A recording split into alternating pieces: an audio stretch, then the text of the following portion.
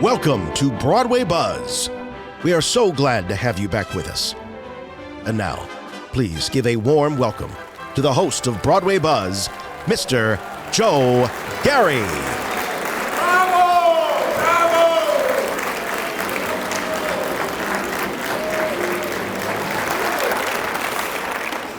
How do you expect me to do anything? Whoa. Whoa, thank you. That's a great surprise. Well, welcome to Broadway Buzz and welcome to Kimberly Akimbo. You know, we have these rare shows that transform the musical theater, and this is one of them. This is a tiny story.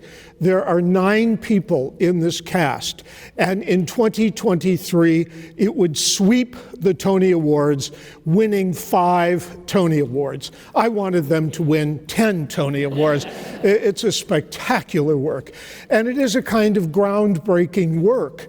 And you know, we have these rare shows that come along that redefine the musical theater in a very special way, and Kimberly Akimbo is certainly a perfect example of this show.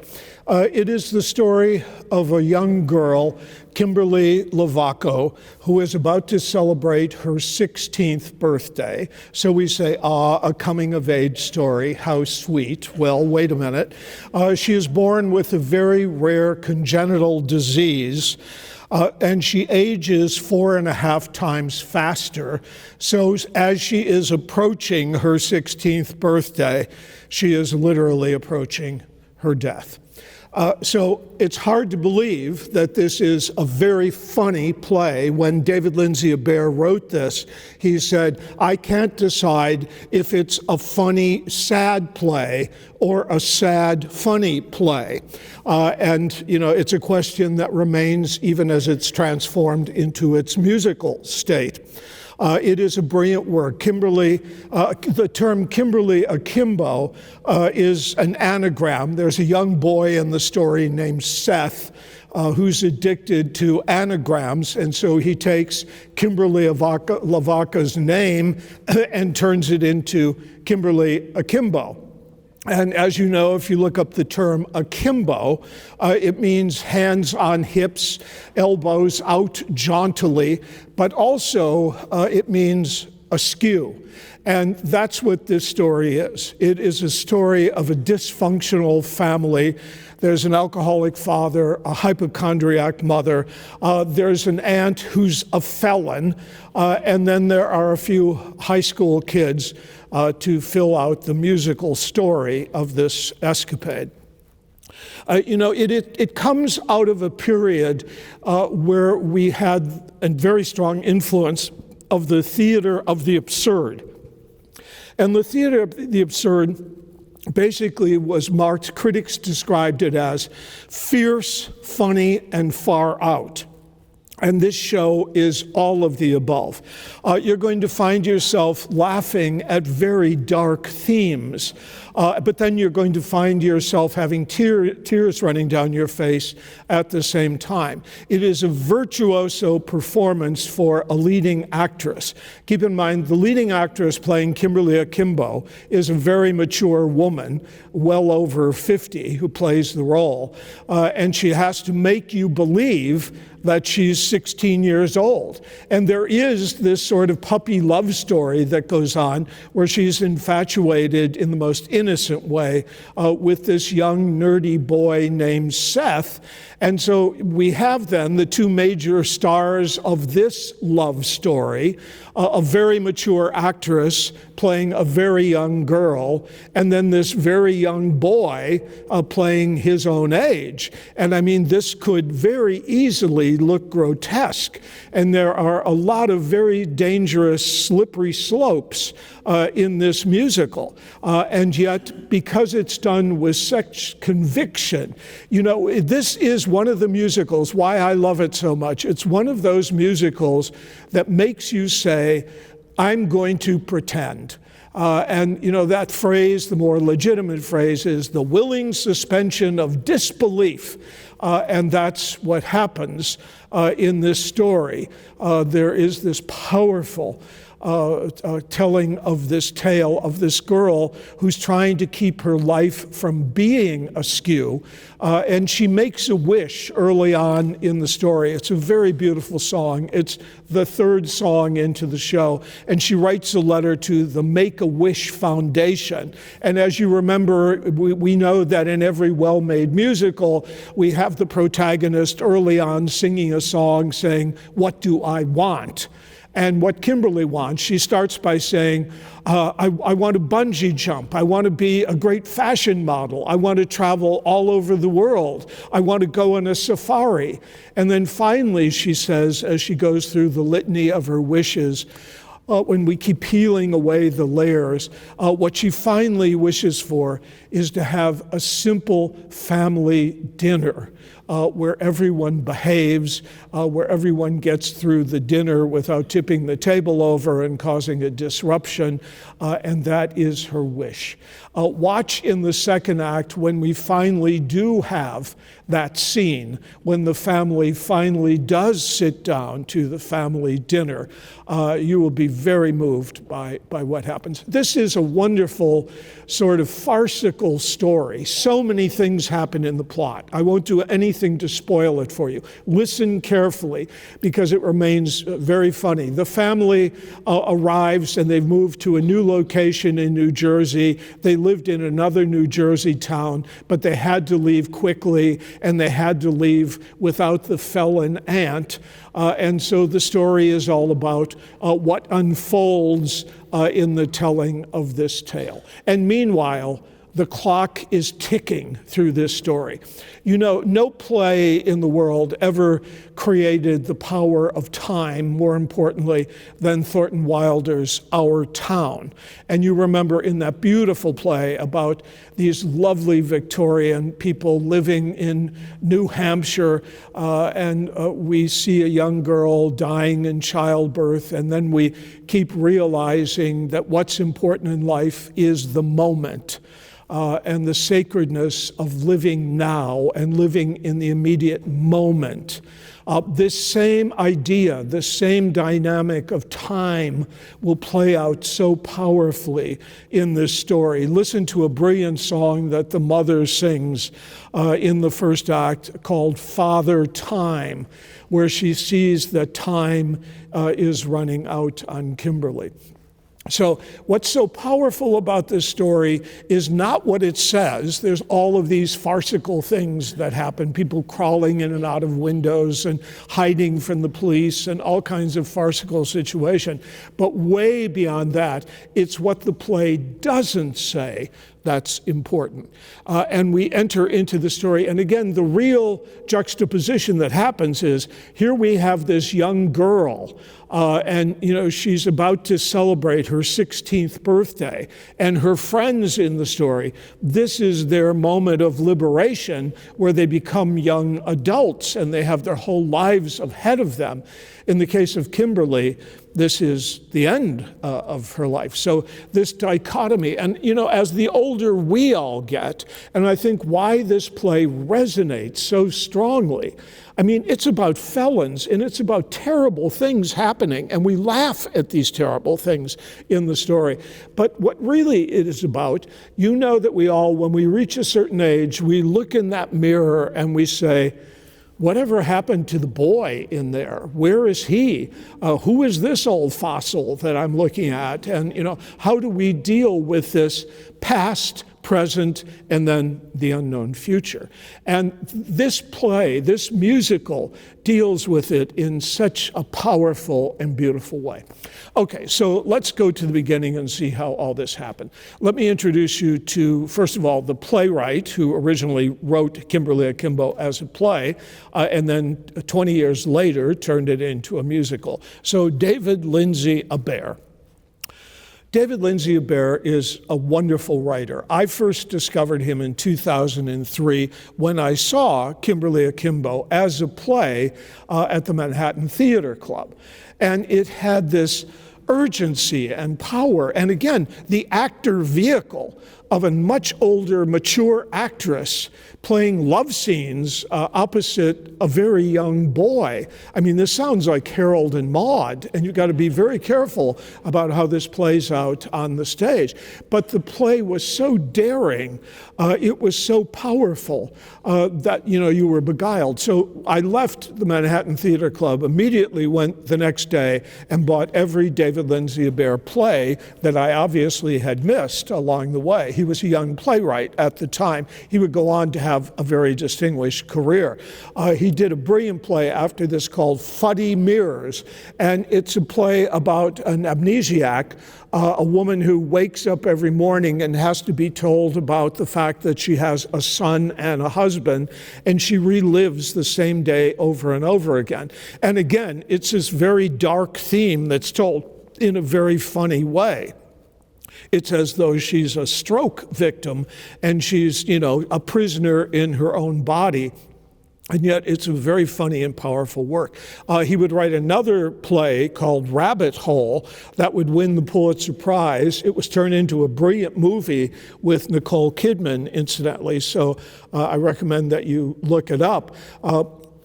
But again, in the same way, about a young couple losing a child, and it's a study of grief, but it's told with a tremendous amount of humor. So remember, in the theater of the absurd that happened, that so influenced David Lindsay-Abaire, is there is always that very fine line that separates that which is serious and that which is tragic from that which is comic.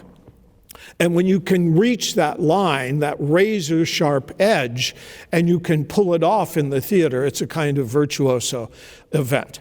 Okay, so David Lindsay-Abaire was born in a middle-class family in Boston. They struggled for money.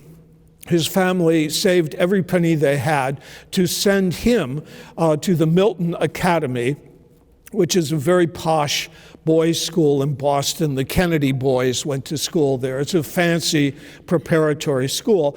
And obviously, David, being sort of a nerdy kid, didn't really fit in there. I mean, number one, the family didn't have money or prestige, and there was nothing about David Lindsay-Abaire that lent itself to being accepted by brutal high school kids. So watch the character Seth in this story, the young boy who works at the skating rink, who plays the tuba, who loves word games and loves to watch videos about dragons. That's who David Lindsay-Abaire really is. He didn't really find himself, certainly not at Milton. He sort of buried himself there. But he went to college at Sarah Lawrence College, where he majored in theater, and he found his home there. Happily, he went to graduate school in New York City at Juilliard. And again, Juilliard is a phenomenal academy that deals with all the arts. But in the case of theater, it hires all of the greatest theater directors, theater actors, theater playwrights, and they teach there. So what I want to focus on tonight is this idea of the need to really have mentorship, and that the way the theater is really taught, as it was even in ancient times, even when ancient rituals were passed on, the chief would take the young boys of the tribe and teach them the mysteries of the telling of the story of the tribe, and they would pass it on. And so in this same way, this is how theater works, in this mentorship. So in the case of David Lindsay-Abaire, already when he was at Sarah Lawrence, he was reading writers like Ionesco, who came out of the theater of the absurd, Feydeau, who wrote farces, Tina Howe, who was writing very realistic, powerful plays at the time. And so he came very versed in dramatic literature, but he would have two mentors that would transform him. And what you see in the structure of the show you're seeing now is based on the influence of these two mentors. Okay, so we begin by talking about Marcia Norman. Marcia Norman was his mentor at Juilliard. She is a great playwright. She won the Pulitzer Prize for Night Mother, which you remember is a two-character play about a mother and a daughter. It takes place in a kitchen. You see a kitchen clock, and you know that the play lasts about an hour and 20 minutes, and you know at the beginning of the play the daughter is suicidal, and at the end of the play she commits suicide. So it's this very powerful, inevitable coming to the truth. But the thing that Marcia Norman did in that play that is so riveting is the fact that it's so well written.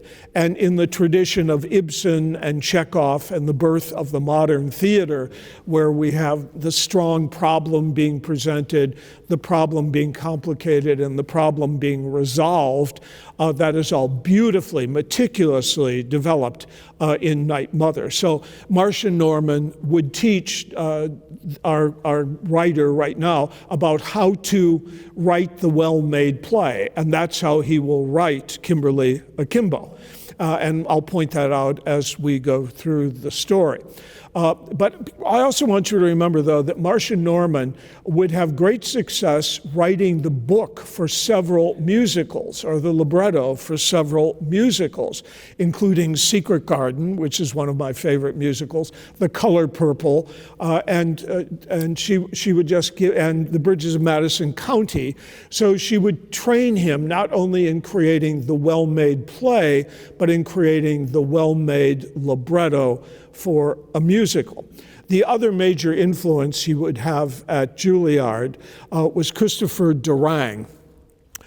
Christopher Durang was a great playwright in the 80s and 90s. Again, the great disadvantage for us is we don't have access to all of these great plays that happen off-Broadway. Luckily, we have theaters like Dobama and Ensemble Theater here, and they will present shows that have been successful off-Broadway. But New Yorkers have this very special insight into writers who write very prolifically for all of these small theaters, private theaters that exist in New York that are, they're run by subscription the way the Cleveland Playhouse is or the way Great Lakes is. And the end result is they have this tremendous knowledge of these writers. And Christopher Durang is one of them. Again, very influenced by the theater of the absurd, a very fierce, funny, and far out. Christopher Durang's most famous and first play was a play called Sister Mary Ignatius Explains It All. And it's about kids who were educated by this very brutal nun. She's really a Nazi nun, Sister Mary Ignatius. She bent fingers. Look at mine. Look at how bent mine were from the nuns. But in any case, she was outrageous. And so they're having a retirement party for her, and all of her old students come back.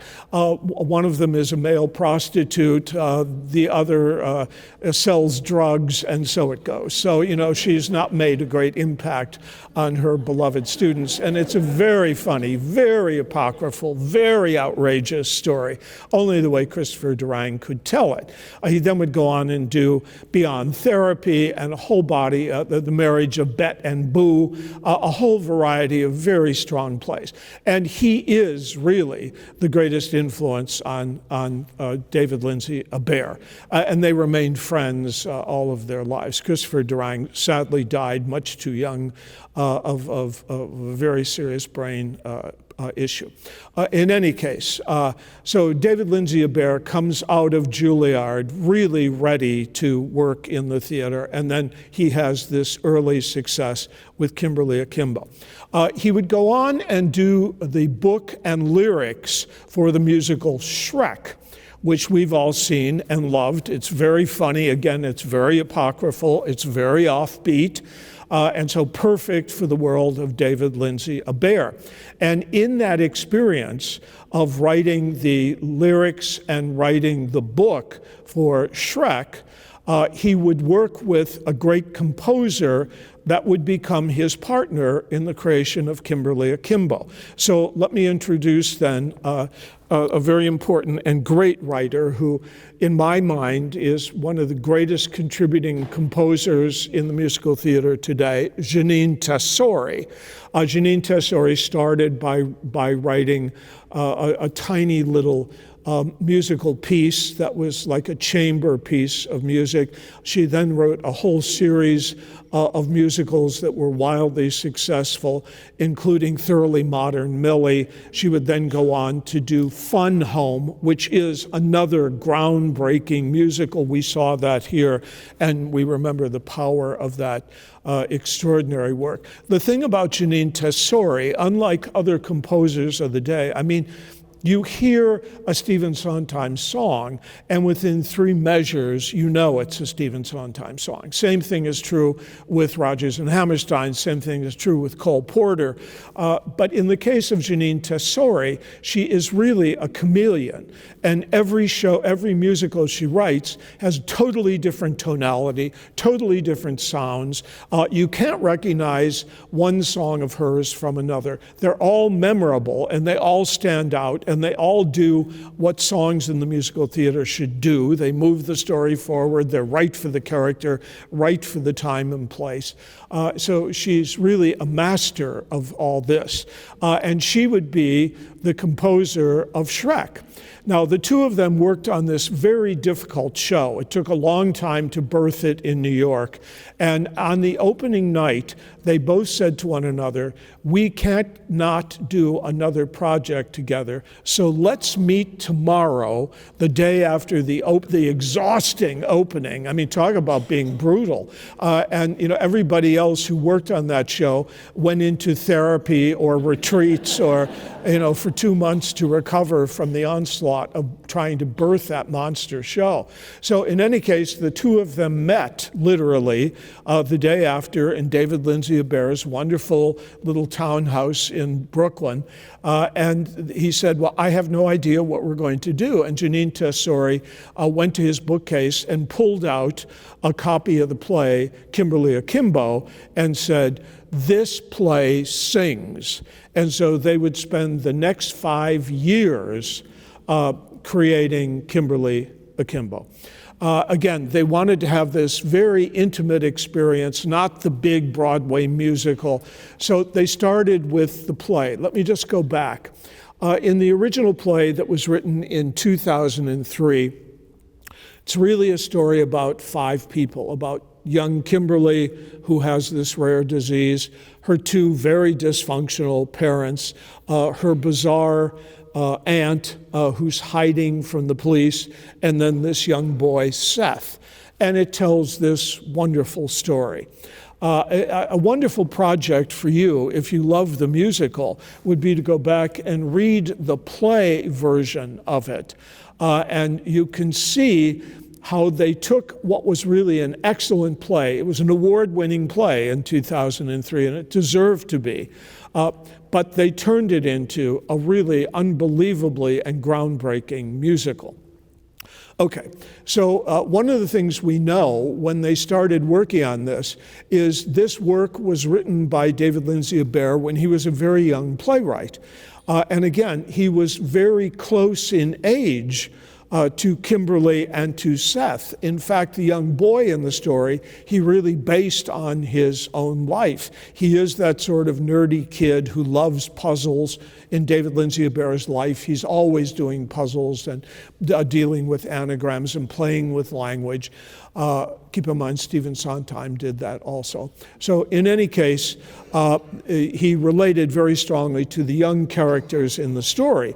And the parents in the story are really brutally treated in the original version.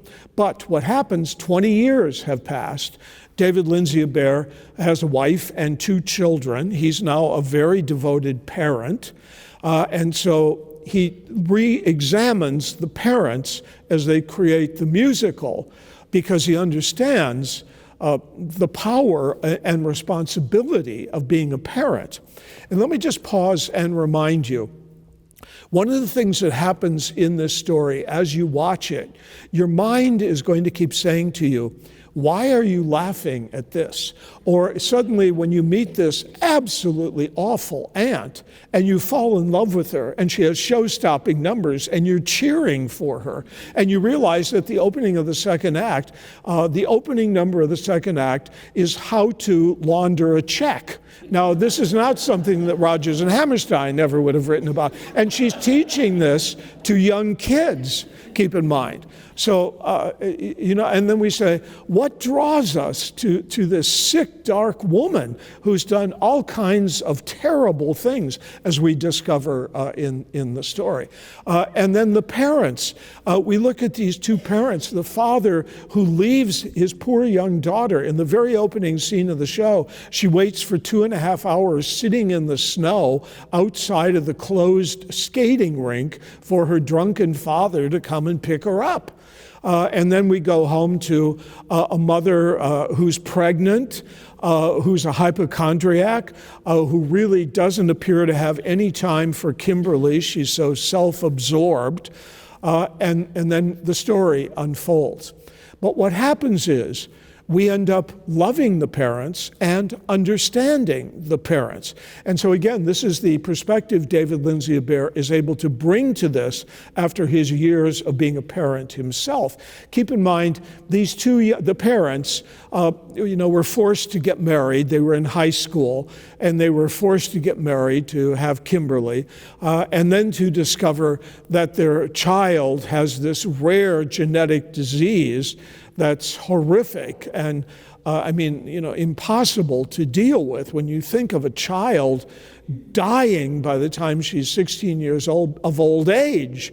And so it's bad enough to do it when we're old, but to do it then, is just outrageous. So in any case, we see into these characters. The other thing is, Jeanine Tesori brings such insight into everything she does. She was trained in the musical theater. She was an accompanist. She was an assistant conductor. She worked with some of the great directors like Des McAnuff when he did The Who's Tommy. So she was always sort of, even though she was an assistant, she was at the cutting edge of great artists doing outrageous things, which she would continue to do in her whole career. So the end result is what Jeanine Tesori does with this score. Watch for this. Watch the mother's first song. A very clever device is used. The mother is videotaping a message to her unborn baby, and she sings a very beautiful song that becomes very revealing.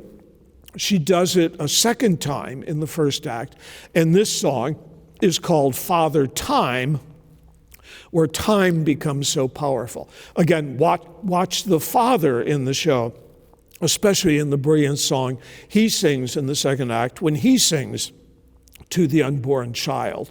And we understand who they are and the pain they went through. They were adolescents who never had a chance to grow up. And then they're given a child who has this very rare disease. I can't even imagine having to cope with this.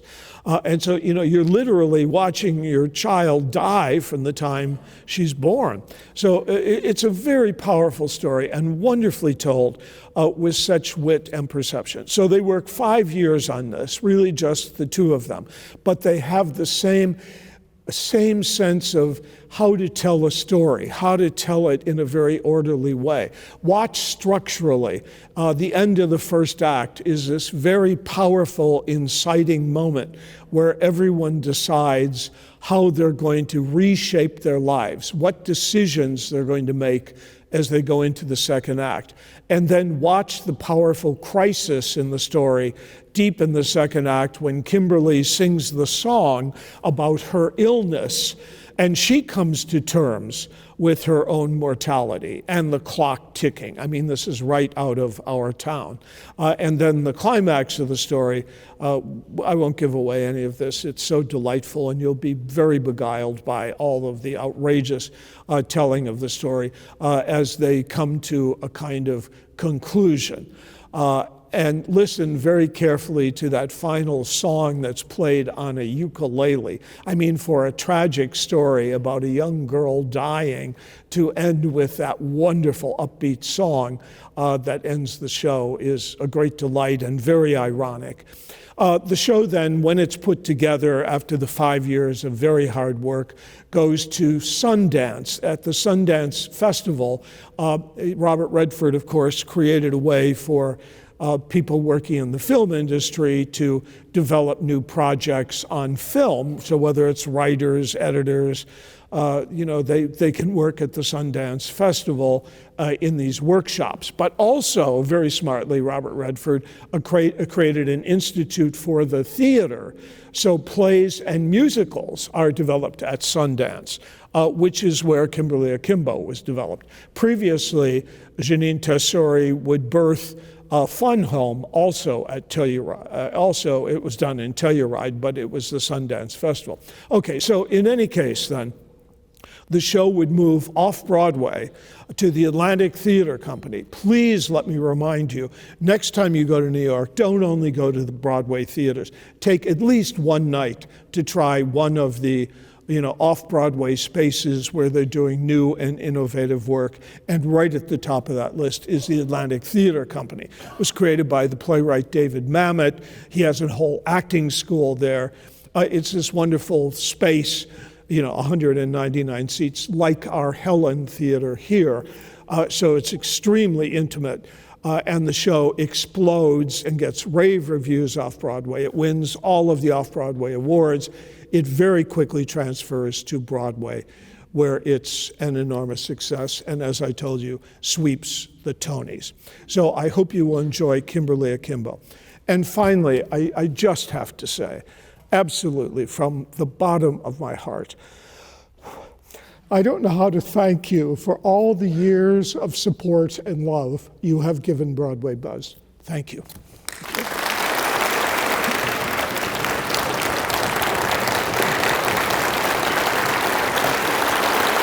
Thank you.